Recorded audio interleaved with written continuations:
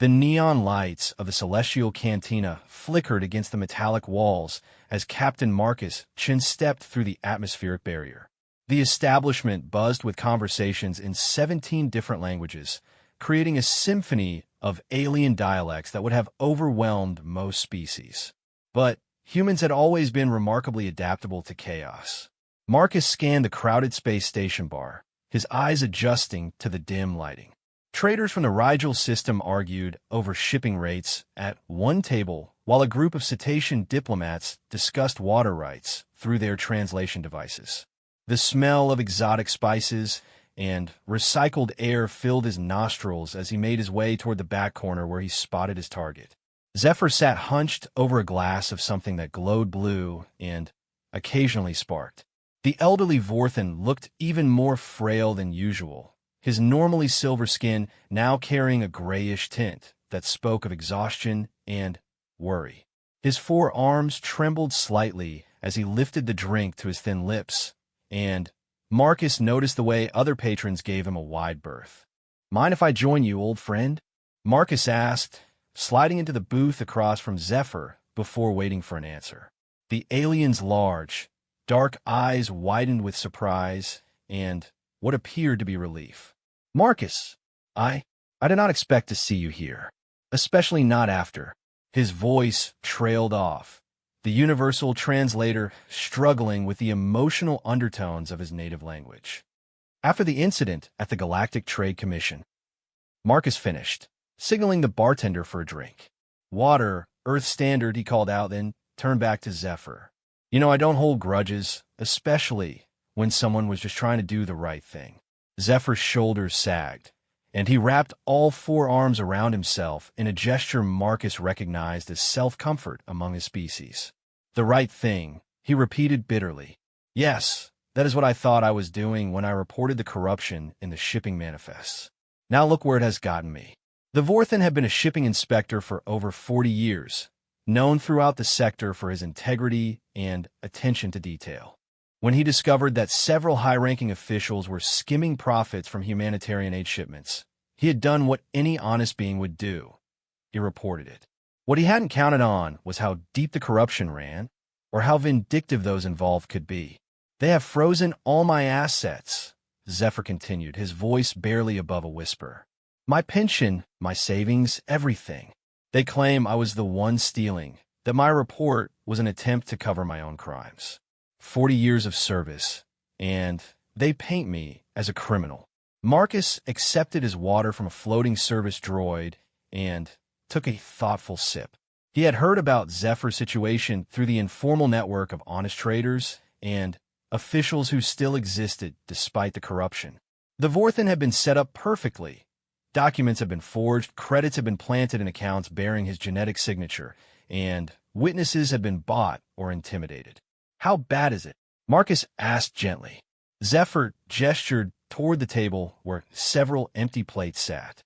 "I have been here for 6 hours, nursing one drink and picking at the free appetizers. My quarters were sealed this morning. I cannot even access my personal belongings." He paused, then added with a mixture of pride and desperation, "I have exactly 12 credits to my name." Before Marcus could respond, a commotion near the entrance caught their attention. 3 figures in the distinctive black and gold uniforms of the Cosmic Guard were making their way through the crowd, their movements purposeful and predatory. The Guard served as both military and police force for the Galactic Federation, and their presence usually meant trouble for someone. "Is that them?" Marcus asked, though he already knew the answer from the way Zephyr had gone rigid with fear. "Officer Krax," Zephyr confirmed, his voice barely audible. "He has been persistent in his pursuit of what he calls justice." The lead guard was a Kytherian, his reptilian features set in an expression of cruel satisfaction. Krax stood nearly 8 feet tall, his scales gleaming under the cantina's lights as he approached their table, with his 2 subordinates flanking him. The crowd parted before them like water, conversations dying as beings recognized the potential for violence. Well, Krax hissed, his forked tongue flicking out as he spoke. "The famous thief thinks he can hide in a dingy cantina." Time to go, criminal. Your trial begins tomorrow. Zephyr straightened slightly, trying to maintain what dignity he had left. I'm not hiding, officer. I am simply dining. Crax's laugh was a sound like grinding metal. Dining? On what credits exactly? We both know you have nothing left. This establishment has already reported you for loitering. Now come along quietly, or we will drag you out. Marcus watched the exchange with growing anger. He had seen this type of corruption before, the way powerful beings use the system to destroy those who threaten their schemes.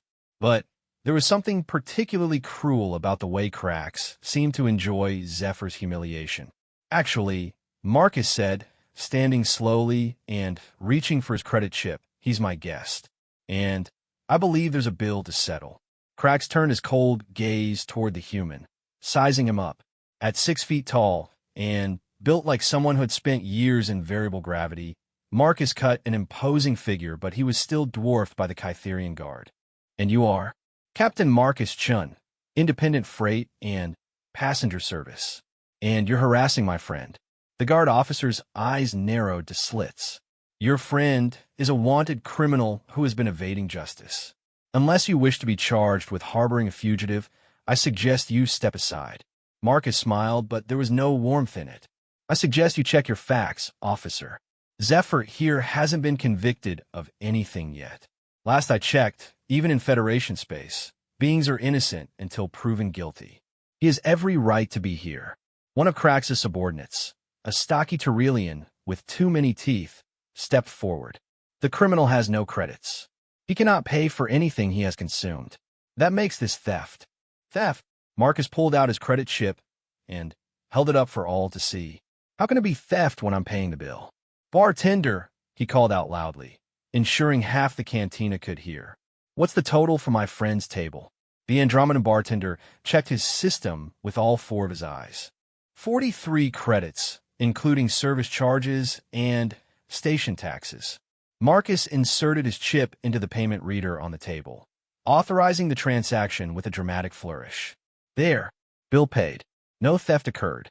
Now, unless you have an actual warrant for Zephyr's arrest, not just harassment orders from corrupt officials, I believe you gentlemen should find somewhere else to spend your evening.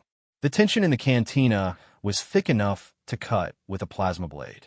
Other patrons had stopped even pretending not to watch, and several had quietly activated recording devices. This kind of confrontation between humans and the Cosmic Guard always made for interesting viewing. Crax's claws extended slightly, a sign of aggression among his species. You dare interfere with official business, human? I'm conducting my own official business, Marcus replied calmly. Having dinner with a friend. Everything else is just conversation. The standoff stretched for several long moments. Marcus could see Crax calculating the odds, weighing his options. The guard had power, but they also had to maintain some pretense of following the law, especially in a public place with witnesses. And humans had a reputation throughout the galaxy that made most species think twice before escalating conflicts with them. Finally, Crax stepped back slightly, though his expression remained murderous. This is not over, criminal, he said to Zephyr. Justice will find you soon enough. I'm sure it will, Marcus said pleasantly. Real justice usually does, eventually, even when it has to cut through layers of corruption to get there. The implication was clear, and Crax's scales darkened with rage.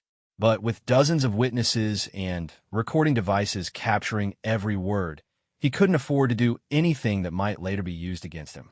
With a final hiss of frustration, he turned and stalked out of the cantina, his subordinates following close behind. As the tension in the room gradually dissipated and conversations resumed, Marcus settled back into his seat. Zephyr was staring at him with a mixture of gratitude and terror. Marcus, the Vorthan said quietly, you do not understand what you have just done. Crax is not merely a guard officer. He worked for the syndicate that I exposed. They will not forgive this interference. Marcus finished his water and signaled for another. Let me worry about that. Right now, we need to focus on keeping you safe and figuring out how to clear your name. It is impossible, Zephyr said, his voice heavy with defeat. They have too much power, Too many connections. The evidence against me is too well crafted. Maybe, Marcus acknowledged. But here's the thing about humans, Zephyr. We're really good at two things, making friends and making enemies very, very sorry they mess with our friends. He leaned forward, his expression serious. Tell me everything about this corruption network. Every name, every detail, every piece of evidence you gather before they shut you down. Because if they want to play dirty, they pick the wrong species to mess with. Outside the cantina, in the corridor that led to the docking bays, Krax was speaking into his communicator with barely controlled fury. Yes, sir. The human interfered. Marcus Chun, independent freight captain. He paused, listening. Understood. Yes, we will handle both problems simultaneously. He ended the transmission and turned to his subordinates. Contact our assets in the shipping guild. I want to know everything about this Marcus Chun, his routes, his cargo, his weaknesses. If he wants to play protector, we will show him the price of defying the syndicate. But, as he spoke, Krax failed to notice the small maintenance droid hovering near the ceiling, its optical sensors recording every word. Throughout the station, other mechanical eyes and ears were already relaying information through networks that the corrupt cosmic guards didn't even know existed. The galaxy was about to learn a valuable lesson about what happened when humans decided to settle a bill, in full, with interest, and in terms that everyone involved would remember for a very long time. The commercial freighter Wanderer's dream hung in the docking bay like a sleeping giant, her hull scarred from countless journeys through asteroid fields and hostile space. Marcus ran his hand along her metal skin as he and Zephyr approached the cargo ramp, feeling the familiar vibrations of her reactor cycling through its maintenance routine. She's not much to look at, Marcus said with obvious affection, but she's got it where it counts. Triple redundant life support, military-grade shields, and enough firepower to discourage most pirates. Zephyr followed him up the ramp, his 4 arms clutched around a small bag containing his few remaining possessions. Marcus, I cannot ask you to risk your ship and crew for my problems.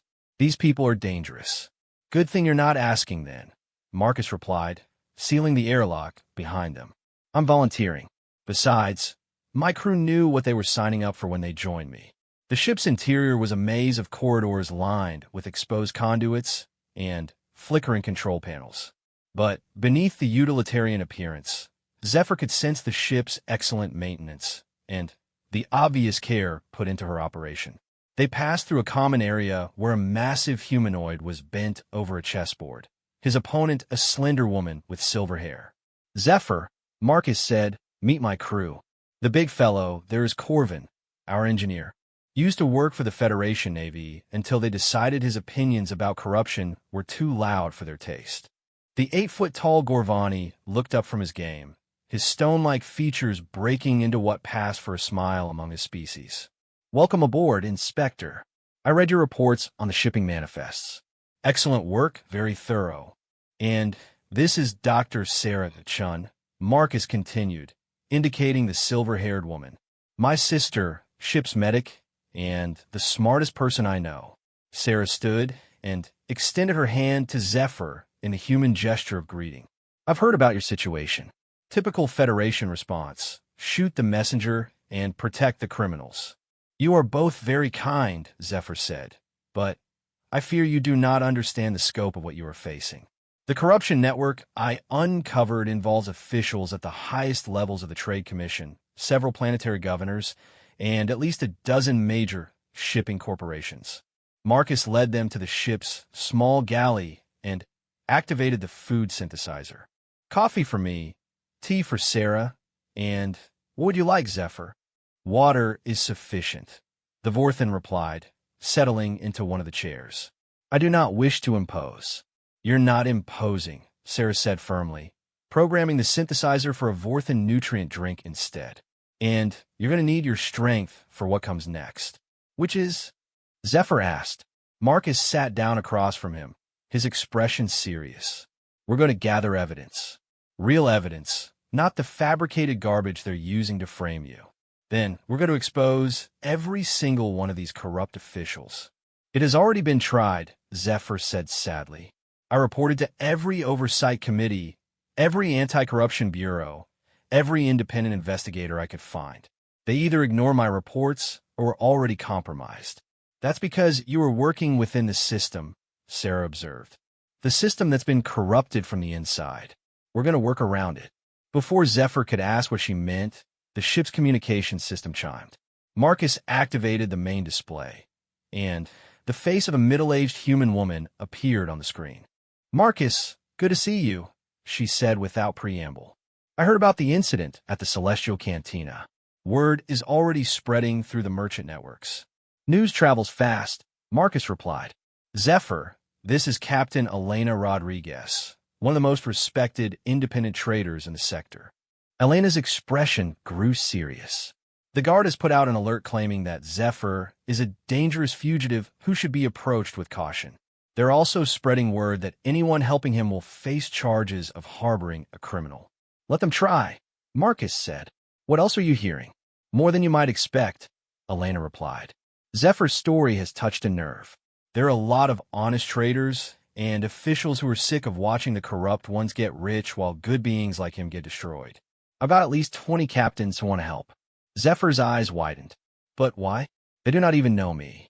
Elena smiled sadly. Because we've all seen this happen before. Good people who try to do the right thing get crushed while the criminals prosper. But this time feels different. This time, there's someone willing to fight back. What do you need from us? Marcus asked. Information. If we're going to take down this corruption network, we need proof that even the Federation Council can't ignore. I'm organizing a coalition of independent traders to investigate shipping records, but we need to know where to look.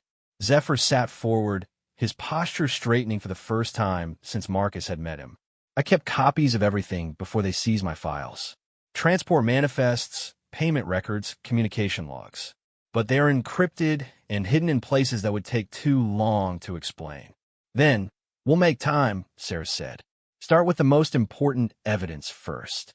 For the next several hours, Zephyr walked them through the complex web of corruption he had uncovered. Credits were being skimmed from humanitarian aid shipments intended for refugee colonies. Medical supplies were being diverted to black market dealers, while frontier settlements went without basic care. Food shipments meant for disaster relief were being sold to the highest bidder, while entire populations faced starvation.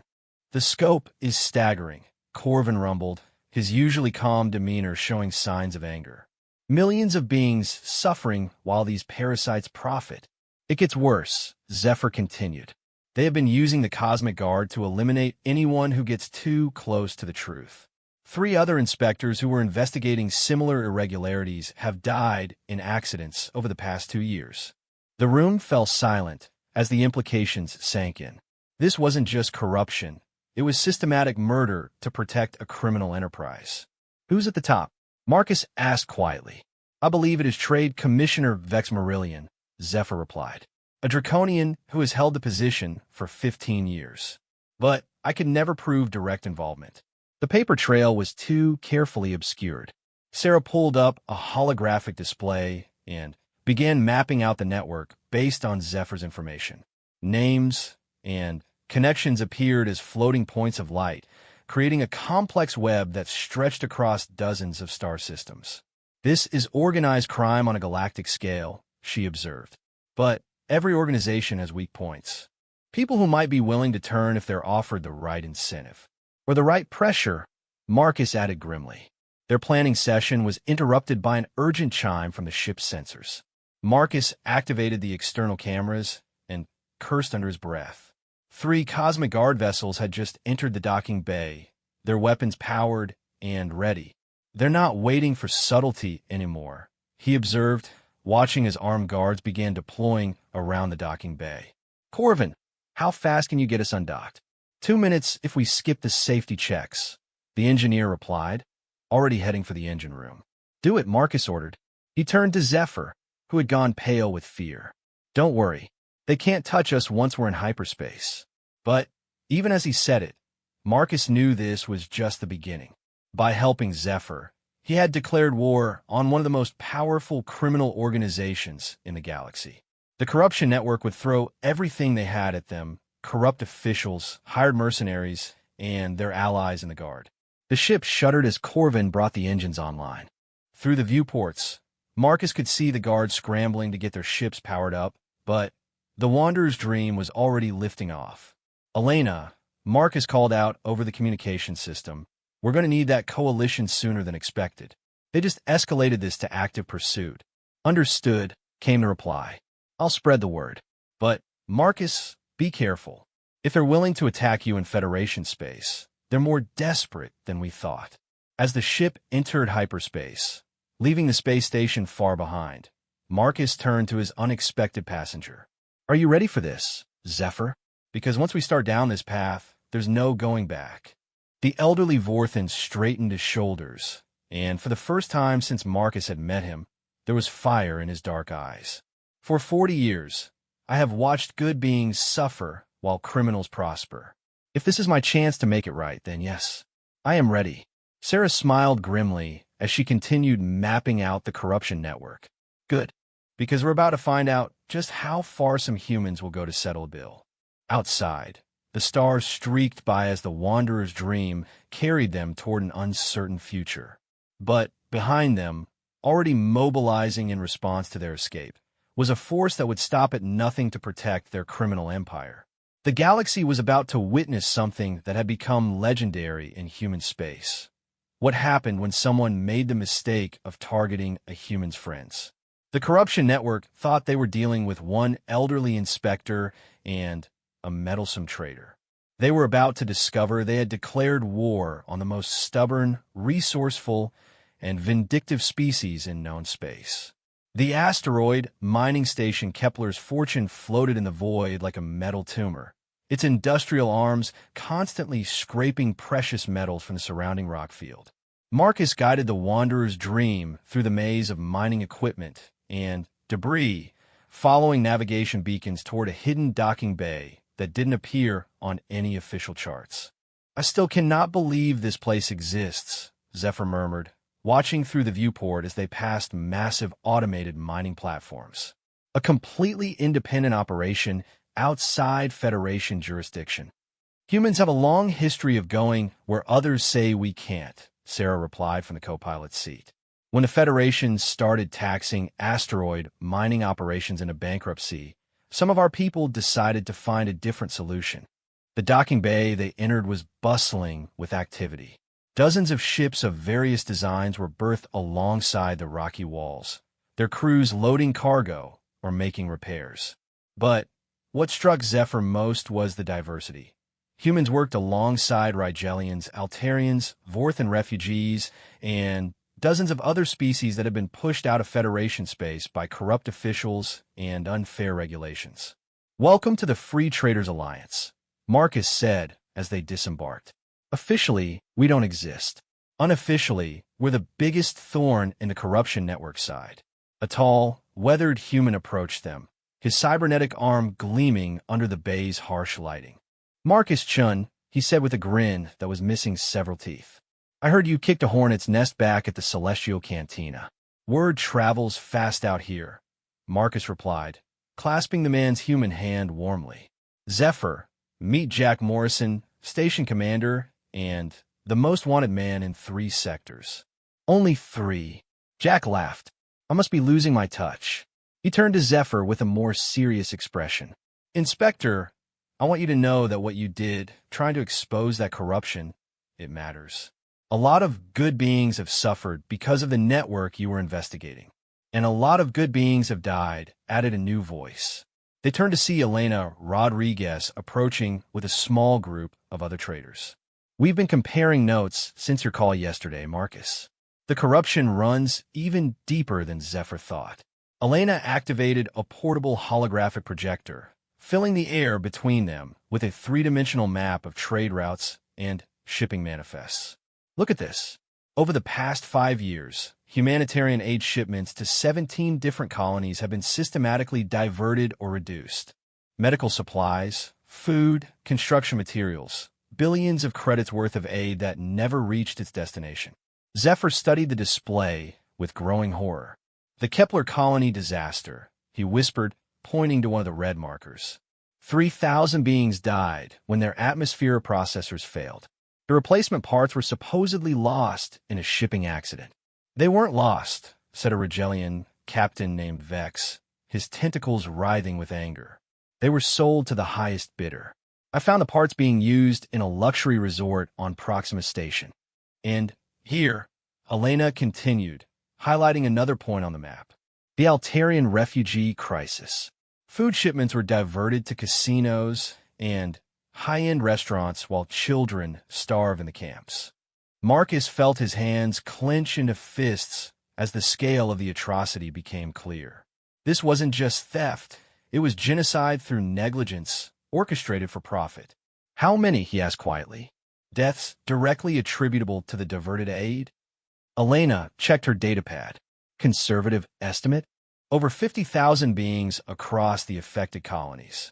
The silence that followed was broken by the sound of Corvin's massive fist hitting the metal wall with enough force to leave a dent. Monsters, the Gorvani engineer growled. They are not just criminals, they are monsters. Monsters with very good lawyers and unlimited resources, Jack pointed out grimly. Don't get me wrong, I want to see them burn as much as anyone. But we need to be smart about this. The Federation has been trying to shut down the free traders for years. If we give them an excuse, they won't need an excuse much longer, Sarah interjected, monitoring her datapad. I've been tracking Federation communications since we left the station. They've classified Zephyr as a terrorist threat and authorized lethal force for his capture. Zephyr's 4 arms wrapped around himself in despair. They're going to kill me to protect their secrets.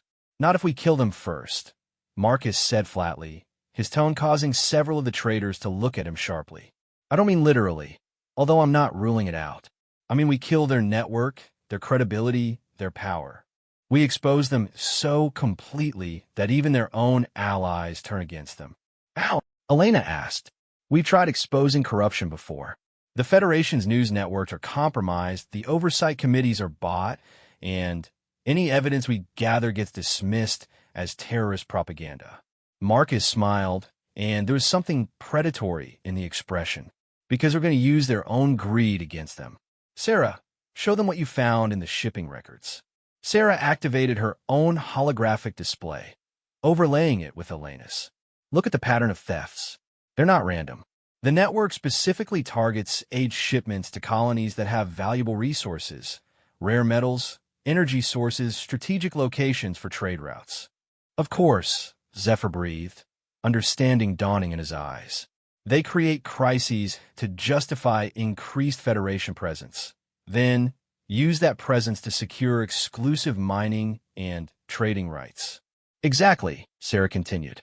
And, according to these shipping manifests, there's a massive humanitarian aid convoy scheduled to depart for the Tau Ceti system next week. Food, medical supplies, and terraforming equipment for the new colony there. What's special about Tau Ceti? Jack asked.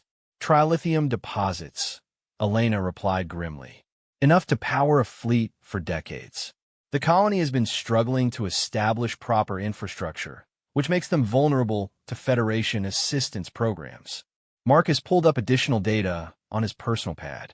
According to public records, Trade Commissioner Marillion has been pushing for increased Federation oversight of the Tau Ceti colony, citing security concerns and the need for proper resource management. And if the aid convoy gets mysteriously diverted or delayed, Sarah added, the colony's infrastructure crisis gets worse, giving Marillion the excuse he needs to impose direct Federation control. The traders exchanged glances, recognizing the pattern they had seen played out on dozens of other worlds. It was a sophisticated form of colonial exploitation, using humanitarian crises as justification for resource theft. So what do you propose? Elena asked. Marcus's smile grew wider and more predatory. We make sure the aid gets through. All of it. Exactly as intended. And we make very sure that everyone in the galaxy knows exactly who tried to stop it. That's suicide, Jack protested. The convoy will be protected by cosmic guard vessels. If we interfere with an official Federation operation, who says we're interfering? Marcus countered. We're providing additional security for a humanitarian mission. Purely altruistic motives. The fact that this security happens to include some of the most heavily armed merchant vessels in the galaxy is just good planning. Corbin's laugh sounded like boulders grinding together.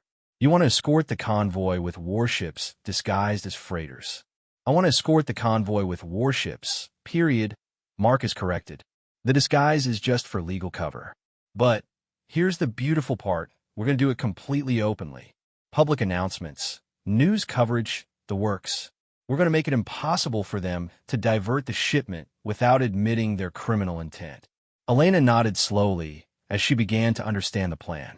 And if they try to stop us with force, then they're attacking a humanitarian convoy in front of the entire galaxy, Sarah finished. Even their allies in the Federation Council won't be able to cover that up. Zephyr looked around at the group of traitors, seeing determination replace despair in their faces. You would risk everything for colonies you have never seen, for beings you do not know. Inspector, Jack said seriously, that's what separates us from them. They see profit margins and resource extraction. We see people who need help. Besides, Marcus added with a grin that was all teeth, humans have a saying, mess with the bull, get the horns. They messed with our friend. Now they get to learn why that was a really bad idea. Over the next several hours, they began coordinating what would become known in the history books as the Tau Ceti relief operation.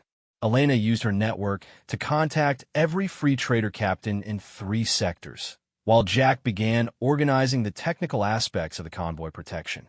Sarah worked with Zephyr to compile evidence packages that could be transmitted to news networks throughout the galaxy. But it was Marcus who came up with the masterstroke. We're going to invite them to stop us, he announced as the group gathered for a final planning session. Official diplomatic channels, public announcements, the whole thing. We're going to dare Commissioner Marillion to interfere with a legitimate humanitarian mission. That's insane, Elena protested. You're essentially painting a target on our backs. The target was already there, Marcus replied. Now we're just making sure everyone can see who's aiming at it. When this is over, the corruption network is going to be exposed, discredited, and powerless. And Zephyr is going to be vindicated as the hero he's always been. Zephyr felt something he hadn't experienced in months. Hope. Not just for his own vindication, but for the possibility that the suffering he had witnessed might finally end. Outside the station, in the cold depths of space, cosmic guard vessels were already beginning to converge on the shipping lanes leading to Tau Ceti. Commissioner Marillion had received word of the Free Trader Coalition and was mobilizing his forces for what he assumed would be a simple police action against terrorist sympathizers. He had no idea that he was about to face the full fury of a species that had turned stubbornness into an art form and righteous anger into a weapon of mass destruction. The battle for Tau Ceti was about to begin, and the corruption network was about to learn why picking a fight with humanity's friends was the last mistake they would ever make. The convoy assembled at the edge of Federation space was unlike anything the galaxy had seen in decades. 47 vessels of various configurations hung in formation around the massive humanitarian aid ships, their hulls gleaming with fresh paint and their weapons systems conspicuously visible despite regulations requiring them to be concealed. Marcus stood on the bridge of the Wanderer's Dream, watching the tactical display with satisfaction. Each ship represented a story of beings who had been pushed too far by Federation corruption and decided to push back. Former military officers cashiered for refusing illegal orders. Traders bankrupted by extortionate regulations. Entire crews who had seen too much suffering while corrupt officials profited. Final count is 47 escort vessels, Elena reported over the communication channel. Representatives from 23 different species, including some I've never seen work together before. The enemy of my enemy, Zephyr observed from his position at the communications console. In the days since their escape from the space station, he had transformed from a broken old being into something approaching his former self. Having a purpose again had straightened his shoulders and put steel back in his voice. Incoming transmission from the Federation Emergency Council, Sarah announced. It's Commissioner Marillion himself. Marcus smiled grimly. Put him on screen. This should be interesting. The holographic display filled with the image of a draconian in elaborate robes of office. Vex Marillion was an impressive figure, nearly 9 feet tall with scales that shimmered like oil and eyes that burned with cold intelligence. When he spoke, his voice carried the authority of someone accustomed to absolute obedience. This is Trade Commissioner Marillion to the vessels illegally assembled in Federation space. You are ordered to disperse immediately or face the consequences of interfering with official Federation business. This is Captain Marcus Chun, commanding the humanitarian escort fleet. Marcus replied pleasantly. We're not interfering with anything, Commissioner. We're providing additional security for the Tau Ceti relief mission. Surely you support getting aid to those who need it. Marillion's expression didn't change, but his claws extended slightly, a sign of aggression among his species. The Tau Ceti colony is under Federation protection. Additional security is neither requested nor required. Funny thing about that, Marcus continued, still maintaining his pleasant tone. We've been monitoring Federation communications, and there seems to be some concern about pirates in the Tau Ceti shipping lanes. Surely you wouldn't want humanitarian aid to fall into the wrong hands. The Federation is perfectly capable of protecting its own shipments, Marillion hissed. Your presence is an unauthorized military operation in Federation space, which constitutes an act of war. Sarah leaned into the frame, her silver hair catching the light as she smiled coldly. Actually, Commissioner, according to Federation Maritime Code Section 847.3, any registered vessel has the right to provide escort services for humanitarian missions, provided such escort doesn't interfere with the primary mission parameters. We're not interfering. We're just making sure the aid gets where it's supposed to go. Marillion's eyes narrowed as he realized they had done their legal homework. Dr. Chun, isn't it? I should have expected Marcus Chin's sister to be involved in this terrorist operation. Terrorist? Marcus laughed genuinely. Commissioner, we're escorting medical supplies and food to a struggling colony. If that makes us terrorists, what does it make someone who tries to stop us? The transmission ended abruptly, leaving the bridge in silence. But within minutes, long-range sensors began detecting movement throughout the sector. Cosmic Guard vessels were converging on their position from multiple directions, while other ships, clearly mercenaries hired by the corruption network, moved to intercept the convoy route. He's mobilizing everything he has, Elena reported. 43 guard vessels and at least 20 mercenary ships. This is going to be a real fight. Good, Marcus replied, surprising everyone with his calm tone. The more force he uses against a humanitarian mission, the more obvious his true intentions become. Corvin, are our friends in position? Broadcasting on schedule, the Gorvani engineer confirmed. Every news network in 7 sectors is covering this story. The galaxy is watching. That was the key to the entire plan. Marcus had ensured that every major news organization knew about the Tau Ceti relief mission and the unprecedented coalition that had formed to protect it. Independent journalists, citizen reporters, and even some Federation media outlets were providing live coverage of the unfolding drama. Look at this, Sarah said, monitoring the communication channels. Public opinion is overwhelmingly on our side. Messages of support are coming in from across the galaxy, including from within Federation territory. Zephyr pulled up additional feeds on his console. Even some Federation colonies are publicly supporting the mission. They remember their own struggles with delayed or missing aid shipments. The first confrontation came 3 hours into their journey toward Tau Ceti.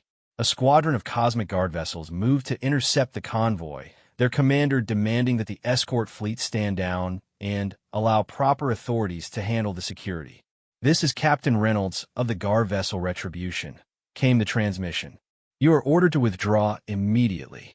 This is your final warning. Marcus activated the fleet-wide communication channel, ensuring that every ship in the convoy could hear his response. Captain Reynolds, this is Captain Chun. We're providing voluntary escort services for a humanitarian mission. Unless you're declaring that the Federation opposes humanitarian aid, I don't see why there should be any conflict. Don't play games with me, Chun. You're interfering with Federation operations. No, Captain, Marcus replied, his tone growing harder. We're making sure Federation operations actually serve the beings they're supposed to help instead of lining the pockets of corrupt officials. The accusation hung in space like a challenge. Reynolds was clearly receiving orders through his private channel, and when he spoke again, his voice was tight with anger. Stand down now, or we will open fire on your vessels for non-compliance with Federation authority. Let me make sure I understand this correctly, Marcus said loudly enough for all the recording devices to pick up clearly. You're threatening to attack humanitarian aid ships because we're trying to ensure that food and medical supplies reach suffering colonists. Is that an accurate summary of the Federation's position? The pause that followed stretched for several tense minutes. Reynolds was clearly caught between his orders and the public relations nightmare of attacking a humanitarian convoy on live galactic television. You have 1 hour to disperse, he finally said. After that, we will consider you hostile and act accordingly. Marcus switched to the convoy's private channel. All ships, maintain formation and continue on course. Do not, I repeat, do not fire unless fired upon first. Let them be the ones to start a shooting war with a medical convoy. What followed was perhaps the most tense hour in recent galactic history. The Cosmic Guard vessels paced the convoy, their weapons locked on target but not yet firing. The mercenary ships hung back, waiting for orders from their handlers. And throughout known space, billions of beings watched the confrontation unfold in real time. The moment of truth came when the convoy reached the boundary of the Tau Ceti system. The guard vessels moved to block their path, weapons charging and targeting systems active. But they still hadn't fired. The public relations cost of attacking a humanitarian mission was simply too high. That's when Zephyr made his move. Attention all vessels, he announced over an open channel that reached every ship in the area and every news network covering the story. This is Inspector Zephyr, former Federation Trade Commissioner, and the being you've been hunting for exposing corruption in aid shipments. I want the galaxy to know what's really happening here. Marcus held his breath as Zephyr continued, his voice carrying the authority of 4 decades of honest service.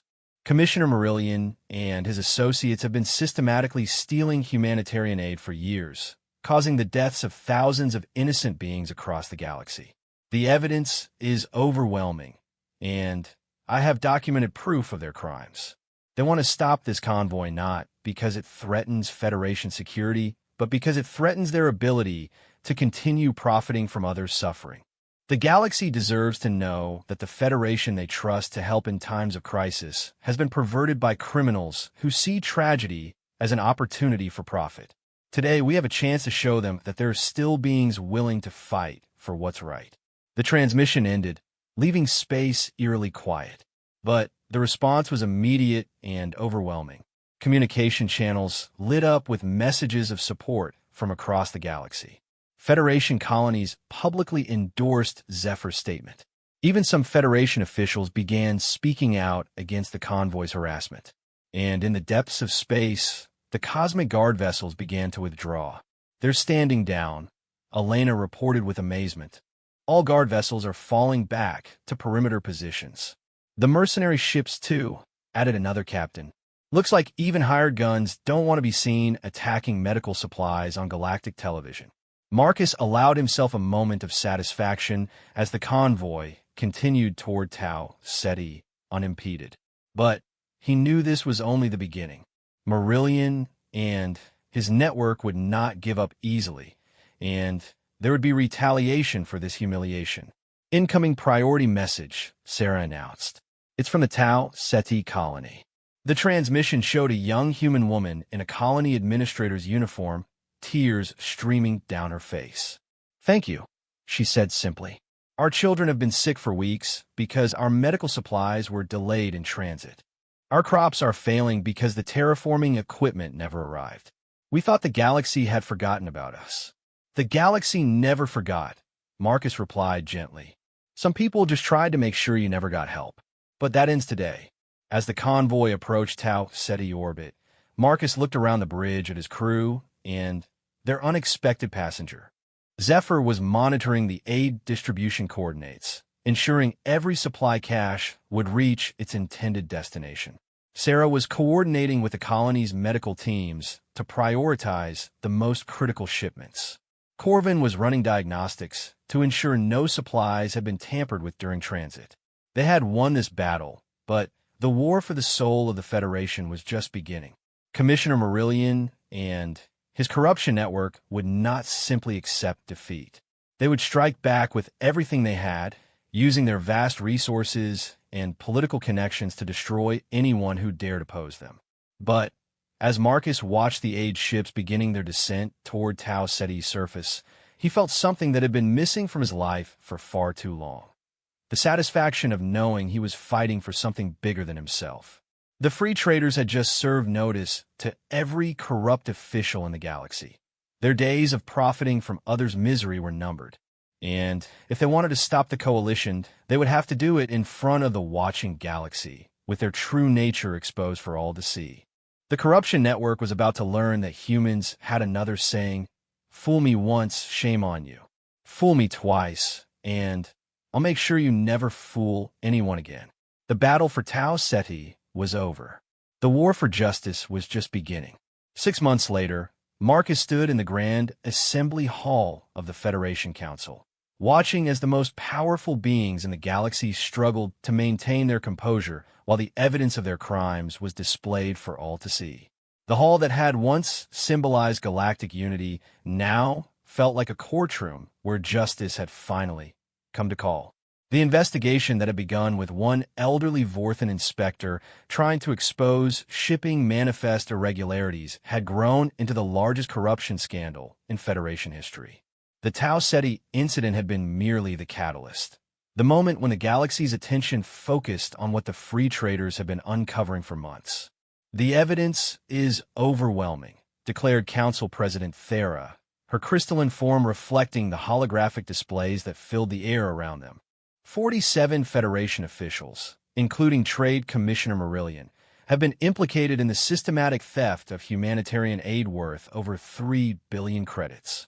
Zephyr sat in the witness section. No longer the broken fugitive Marcus had met in a dingy cantina, but restored to his full dignity as one of the Federation's most honored public servants. The charges against him had been dropped weeks ago, replaced by commendations for his courage in exposing the corruption network. The death toll from diverted aid shipments now stands at over 80,000 beings across 37 colonies, President Thera continued. Entire worlds suffered unnecessarily while those sworn to protect them profited from their misery. Marcus watched from the gallery as Commissioner Marillion was led into the chamber in restraints. The once proud Draconian had aged years in the past months, his scales dull and his bearing defeated. The weight of evidence against him was crushing, not just Zephyr's original documents, but testimony from hundreds of witnesses, financial records seized by Federation investigators, and communication logs that detailed the network's operations in damning detail. "How did they bring down such a powerful conspiracy?" whispered Elena, who sat beside Marcus in the gallery. 6 months ago, Marillion seemed untouchable. "They forgot something important about humans," Sarah replied from Marcus's other side. "We're persistent, and when we decide to settle a bill, we always collect with interest." The truth was that the Free Trader Coalition had grown beyond anyone's imagination. What started as 47 ships escorting a single aid convoy had become a galaxy-wide network of honest beings determined to expose corruption wherever they found it. Independent journalists, Federation officials with consciences, and countless ordinary citizens had joined the cause. "The prosecution will now present its final evidence," announced the chief prosecutor, a stern Altarian whose tentacles moved with decisive precision. These are communication logs recovered from Commissioner Marillion's personal files, detailing the network's response to the Tau Ceti incident. The holographic displays filled with text and audio recordings that made even the hardened council members gasp. Marillion and his associates hadn't just been stealing aid, they had been planning to eliminate anyone who threatened their operation.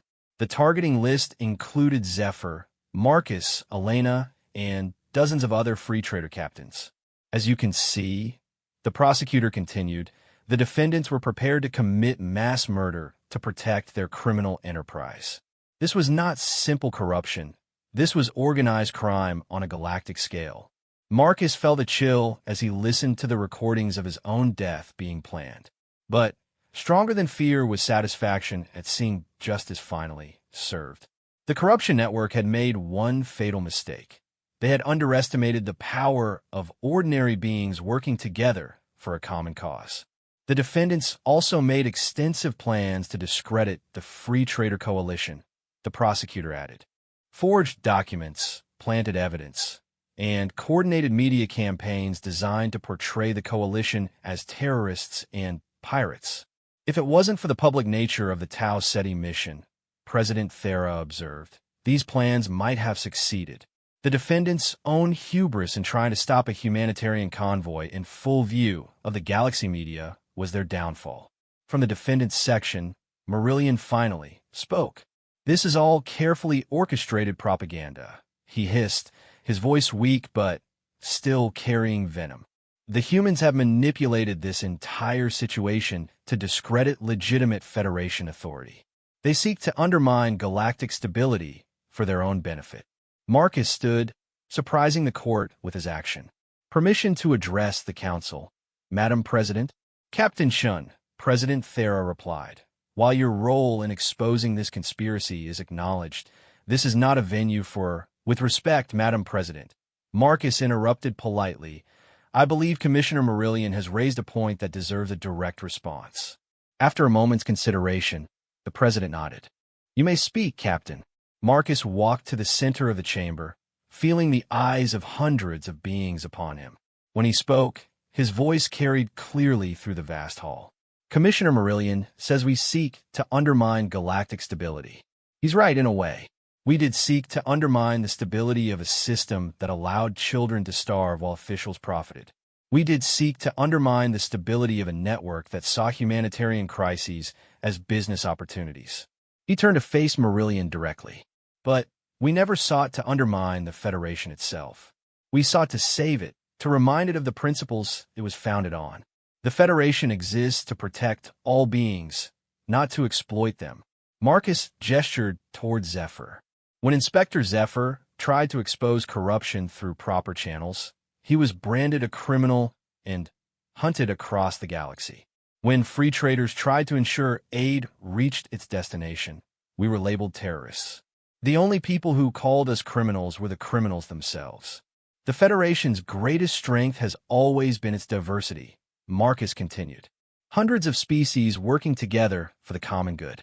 But this corruption network threatened to destroy that unity by making beings believe their government cared more about profit than people. He paused, looking around the chamber at representatives from dozens of worlds. Today, we have a choice. We can let this corruption continue, accepting that some suffering is inevitable while those in power prosper. Or we can remember that every being in this galaxy deserves the protection and aid their governments promise them. Humanity didn't start this fight, Marcus concluded. We just refused to walk away from it when our friend needed help. And we'll keep fighting it for as long as innocent beings suffer while corrupt officials profit. The chamber erupted in applause, something almost unprecedented in the formal council chambers. Representatives from colonies that had suffered under the corruption network rose to their feet, joining the ovation that lasted for several minutes. When order was restored, President Thera spoke with obvious emotion in her crystalline voice. The council has reached its decision regarding the defendants and their crimes. Commissioner Vex Marillion and his co-conspirators are found guilty of corruption, conspiracy, theft of humanitarian aid, and conspiracy to commit murder. They are sentenced to life imprisonment without possibility of parole. Furthermore, she continued, the Council officially recognizes the Free Trader Coalition as a legitimate organization working in the public interest. The persecution of Captain Shun, Inspector Zephyr, and their associates is hereby formally condemned, and all charges are expunged from the record. As the guards led Marillion and his associates away, the former commissioner caught Marcus's eye. The hatred there was pure and undiluted, but it was the hatred of a broken being who had lost everything. His network was destroyed, his assets seized, and his reputation ruined forever. "This isn't over, human," Marillion whispered as he passed Marcus. "There will always be others like me." Marcus smiled coldly. "And there will always be others like us to stop them. That's the difference between us, Commissioner. Your network was held together by greed and fear. Our coalition is held together by friendship and principle. Guess which one lasts longer?" After the formal proceedings ended, Marcus found himself surrounded by friends old and new. Zephyr approached first, his 4 arms spread in the Vorthan gesture of deepest gratitude. "I do not have words adequate to express my appreciation," the elderly inspector said. "You risked everything to help a being you barely knew. You would have done the same for us," Marcus replied simply. "That's what friends do." "Indeed," Zephyr agreed, his eyes bright with tears of joy. "But I think there is something more here. The coalition that formed around this cause, it has become something greater than any of us imagined." Elena joined them, grinning broadly. "The Free Trader Alliance now includes over 300 ships and has formal recognition from the Federation Council. We become the galaxy's unofficial watchdog against corruption. And the best part," Sarah added, "is that we've shown everyone that ordinary beings can make a difference when they work together. The age of corrupt officials operating with impunity is over." Corbin's massive form cast a shadow over the group as he approached. "The Gorvani Council has voted to join the Alliance formally," he announced. "My people remember too well what happens when those in power abuse their positions. We will not allow it to happen again." As they left the council chambers together, Marcus reflected on how much had changed since that night in the Celestial Cantina. What had started as one human's refusal to let a friend be bullied had become a movement that changed the political landscape of the galaxy. "So what happens now?" Zephyr asked as they walked through the corridors of the Federation capital. "Now we get back to work," Marcus replied. "There are still colonies that need aid, still corrupt officials who think they can profit from others' suffering. The network we broke was just one symptom of a larger disease. But now the galaxy knows it doesn't have to accept corruption as inevitable," Elena observed. "Every time some official tries to skim aid shipments or exploit their position, there will be beings ready to stop them. And," Sarah added with a smile, "they'll know that if they make the mistake of targeting our friends, they'll have to answer to us." As they reached the spaceport where their ships waited, Marcus looked up at the stars visible through the transparent dome overhead. Somewhere out there, beings who had given up hope were learning that help was coming. Colonies that had been abandoned by corrupt officials were getting the aid they needed. Children who might have died from lack of medical supplies would live to see another day. The bill had been settled in full, with interest, and in terms that would be remembered throughout the galaxy for generations to come. The corruption network had learned too late that humans had a simple policy: mess with our friends, and we'll make you regret it for the rest of your lives. But more importantly, the galaxy had learned that ordinary beings working together could accomplish extraordinary things. The Free Trader Alliance would continue to grow, continue to fight corruption wherever it found it, and continue to prove that the greatest power in the universe wasn't military might or political influence. It was friendship, backed by an absolute refusal to let injustice stand unopposed. As Marcus walked up the ramp of the Wanderer's Dream, Zephyr beside him as a permanent member of the crew, he smiled at the thought of what they had accomplished. They had saved a friend, exposed a criminal network, and created a movement that would protect the innocent for years to come. Not bad for what started as a simple dinner tab in a space station cantina. The stars awaited, and with them, countless opportunities to prove that sometimes the best way to settle a bill was to make sure it never came due again.